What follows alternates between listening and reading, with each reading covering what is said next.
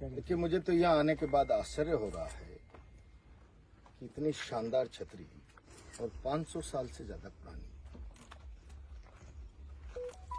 ये केवल छतरी तोड़ने का विषय नहीं है। ये कोटा केडीए प्रशासन का लोगों की आस्था के साथ खिलवाड़ है।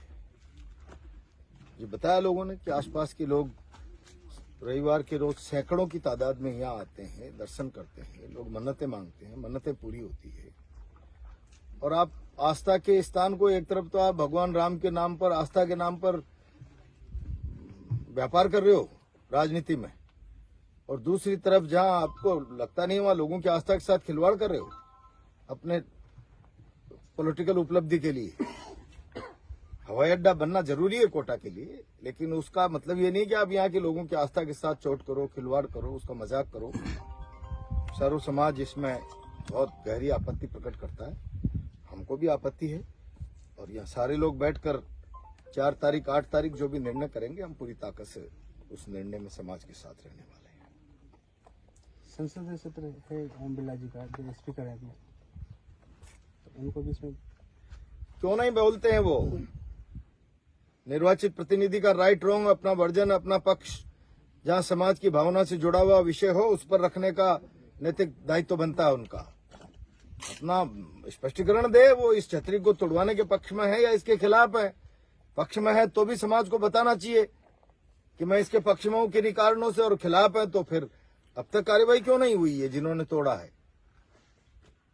राजस्थान में सरकार उनकी, केंद्र में सरकार उनकी, किस बात का इंतजार है? कहीं पर्दे के पीछे कहानी कुछ और तो नहीं है भाई? फिर कोई एनक्रोचमेंट करके बनी हुई छतरी नहीं है। मेरे को जानकारी में आया कि 14 एयर जमीन उनके नाम यहाँ पर 14 विश्व जमीन एलोट है। लुटो तो आप आवंटित जमीन में ये मवालियों की तरह काम कैसे कर सकते हो?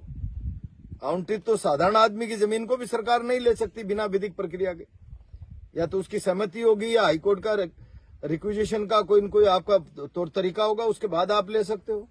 आप आए, समाज से चर्चा नहीं की, खाते की जमीन है उसकी अनदेखी करके मवालियों की तरह आपने जेसीबी चलाकर एक आस्था के स्थान को डिसमेंटल कर दिया।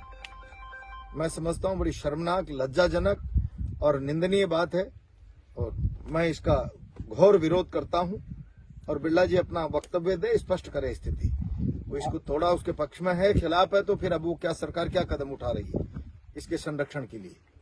8 तारीख को राजपूत समाज का यहाँ पे छतरी का निर्माण किया जाएगा बड़ी संख्या में मूर्ति, तो आप क्या समझते हैं? मैं समाज के साथ हूं,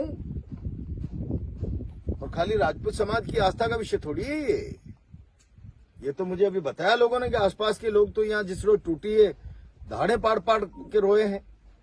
तो रोना यूं ही नहीं आता है भाई, बनावटी तरीके से। उनकी कितनी बड़ी श्रद्धा रही होगी उस स्थान पर जहां उनको आस्था पर चोट लगी है, तो फिर उनका हृदय भावुक हुआ है। मैं आऊंगा 8 तारीख।